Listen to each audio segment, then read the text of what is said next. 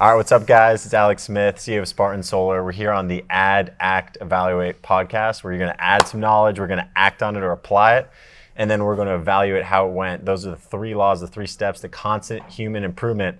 And I got the pleasure of being here with Doug Robinson, CEO, owner of LGCY, one of the largest players in the industry of solar. He's built something ridiculous where I think last year they paid out $120 million in just commissions alone. So thanks for jumping on here, Doug. Yeah, excited to be with man. you. Love what you're doing and love the podcast and what you stand for as a person. That's why I wanted to be on here with you, to learn from you and share some knowledge. So the biggest thing for me is just watching you build, because what I believe a great leader is, right, is how many great leaders they can produce. And you've been through some serious turmoil, right? And without going through those hard problems, those hard times, that's what creates something lasting. Yeah. So, but first touching on the leadership, because we are a limited amount of time, we got to run. Just doing this on the fly. But with the leadership thing, man, what has helped you become that leader that can produce such great leaders? Because it's done at scale. I've just never seen it before. Yeah, I think, so my career started as a door knocker. I went out and knocked doors. I decided that this was the career that I wanted to go down, and I became the best at knocking doors. 2002, I was selling satellite systems door to door in Logan, Making Utah. a ton of money. Logan, Utah, and it was at the time, man. Making $10 an hour was my alternative.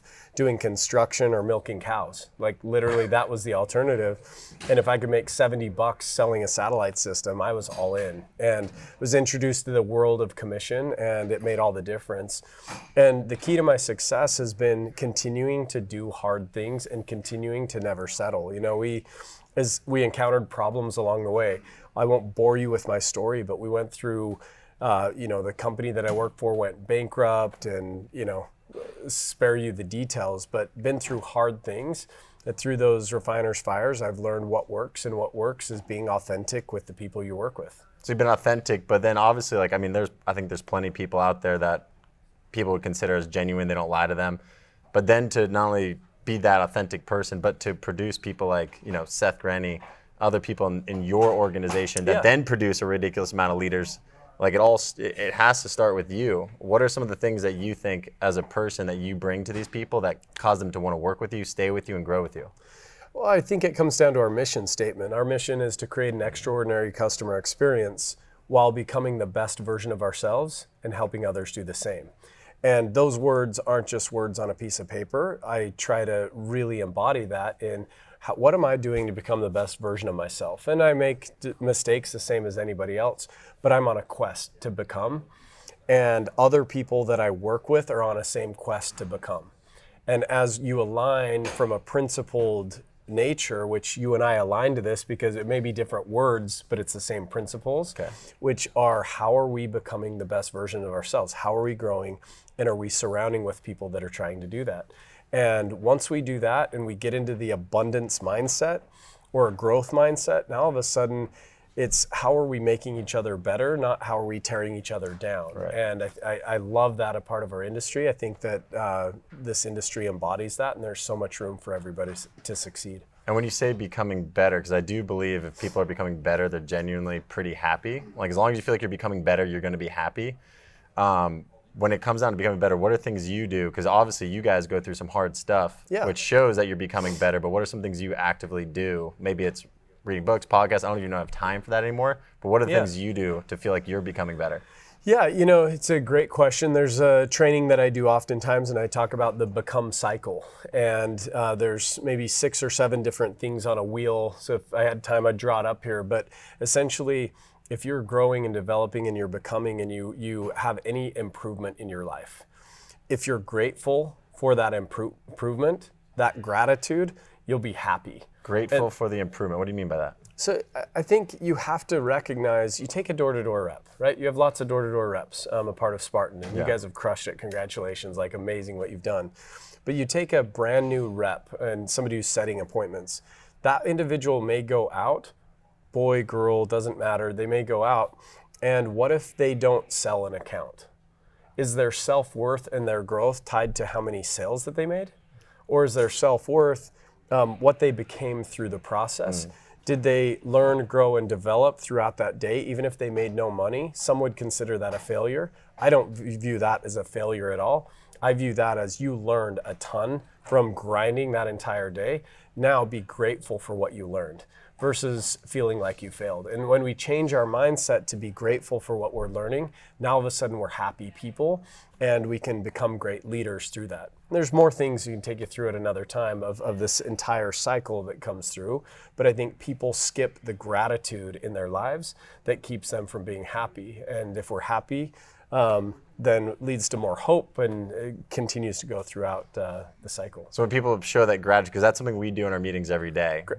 We Yeah. do breathing exercise and we do everything. Everyone Gratitude shares two moment. things they're grateful for Yeah. to try to bring it to the present moment. Are you usually Puts you throwing in a gratitude? mindset. Are you usually putting gratitude toward other people, or are you doing it more internally, like for, grateful for the chance to go through this hard time because it turned me into this? I think it can be both. I don't think it's an either or. I think it can be both. I think you can be grateful for your individual development, but I think you can be grateful for those people that are in your life as well that have been put there and the things that they've done for you or how they've benefited your life and added value to you. And you're sharing that? Are you sharing that with them, or do you just write that down? Yeah, no, I think that's a fantastic exercise. One of my favorite is showing the gratitude to other people, but how do you show gratitude to yourself?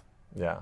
We can be grateful for I worked hard yesterday. I can be grateful. How am I, and I don't think there's right or wrong here, but how are you showing gratitude to yourself? I think that's worth pondering. Yeah, that's a good point right there. And with Legacy and the crazy growth, because you just shared with us he shared with us the growth of Legacy month over month, year over year. Yeah. And it's just insane to see that. It's super inspiring. But what when you're building these leaders that are helping develop this whole organization, and you're seeing this kind of growth, what are you doing to prepare to get to the next step? Because obviously it requires a lot more internally, and you have to become a much different person as well. Yeah. I'm trying not to change. Yeah. I'm not changing any of my core values, any of my core beliefs, any of my mission statement, anything as we scaled. And that's something from startup until now. And, this year we'll do hundreds of millions of dollars in revenue. The principles don't change. One of the things I've had to do is I have to rely upon others, even though I've been burned by people who have chosen to be dishonest on my journey. And that's a hard thing that I think you have to, you can internalize this. What do you do if you trust somebody, you empower them, and they turn on you and somehow they're disloyal to you or they do something unprincipled? How do you then turn around and continue to trust? And I choose to trust anyway. There have been people that I've worked with that say mean things about me, or say bad things about me, or I've done this, that, or the other. And in our industry and in business, that can happen. But I know the principles that I'm guided by. I know the principles and how I handle situations. If I stay true to those principles, then what other people say or how they act, I can't control, but I can control how I act. And then I can control if I choose to continue to trust. And I choose to continue to trust regardless of whether people are true to me or not. And so you go in with that mentality of, in order to know if you trust somebody, you have to trust them first. Correct. At what point in time, though, are you like, no, I'm not going to trust you, versus I think I can develop you? I choose to trust on the front end. If people tell me something, I choose to trust them. Unless there's some reason not to. And then over time, if they continually tell me one thing and do another, if they continue to do that over time, then that trust wears down and we have what's called a crucial conversation. It's a great book by Joseph Grenny, highly recommended. But so oftentimes, especially in our industry, people are passive aggressive, where we don't have direct conversations and tell people how we feel, because we believe that we have to choose between being a friend and telling the truth. Yep.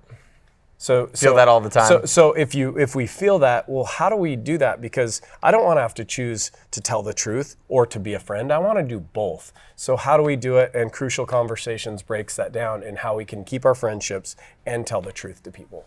Yeah, that book has been super impactful for me, reducing that lag time. Because I used to let it build up, burn me up. For sure. And then all of a sudden you start acting it out, even though you don't recognize it. And that caused me a lot of issues in the past. But because of you, Seth, and seeing what you guys do with your leadership group, it's definitely impacted me positively, because I have a lot more of these conversations, which I'm still not great at framing them. Maybe the intention behind it doesn't seem as good, but it's like a step in the right direction, I feel like.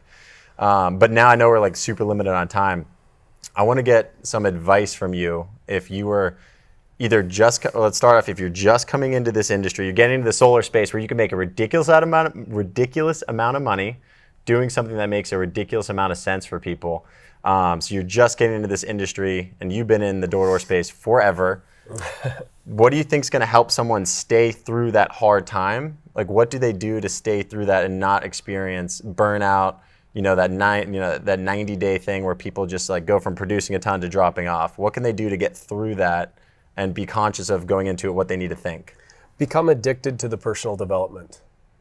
That's it. Some people think that direct sales or sales in general it's a motivator of money. And initially it might be, and that's okay. But once you can get addicted to the personal development, that's why I still am involved in direct sales. That's why when people ask me what I do for a career, Legacy Power will generate hundreds of millions of dollars. We've hired 250 employees. We've gone from 50 to 250 in the past 9 months. Crazy. We have over 2,500 independent contractors that work with us and continuing to grow.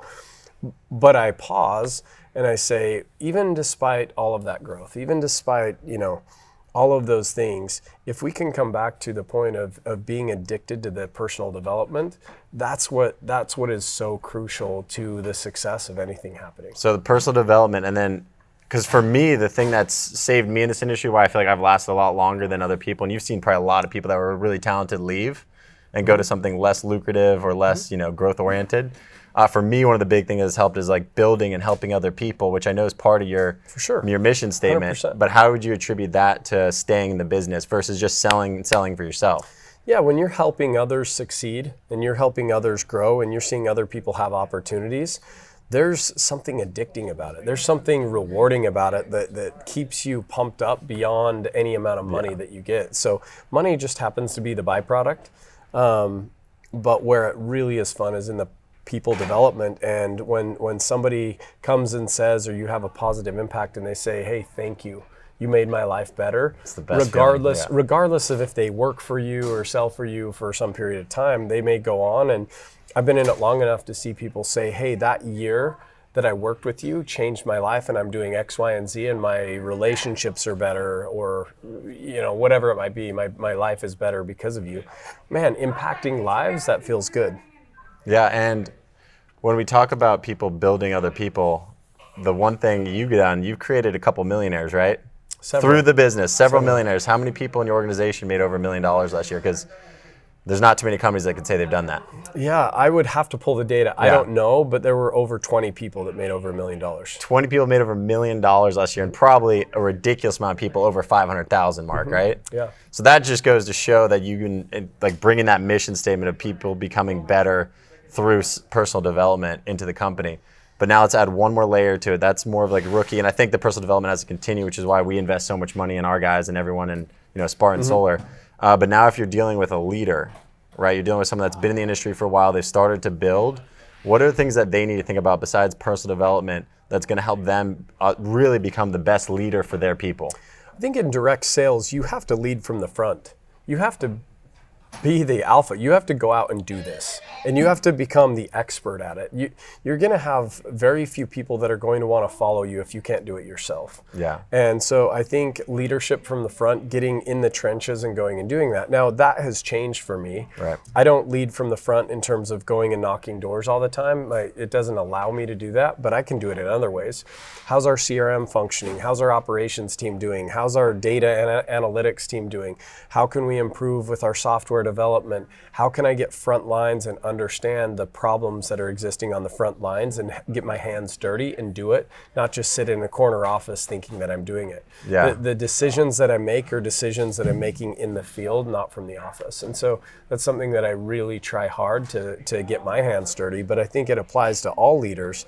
What are you doing to get uncomfortable and to get your hands dirty and to dive into the business to see how you can really impact it versus liking to be on podcasts and get the recognition and that stuff. Yeah. That's all good and has a place for it, but how can we do more?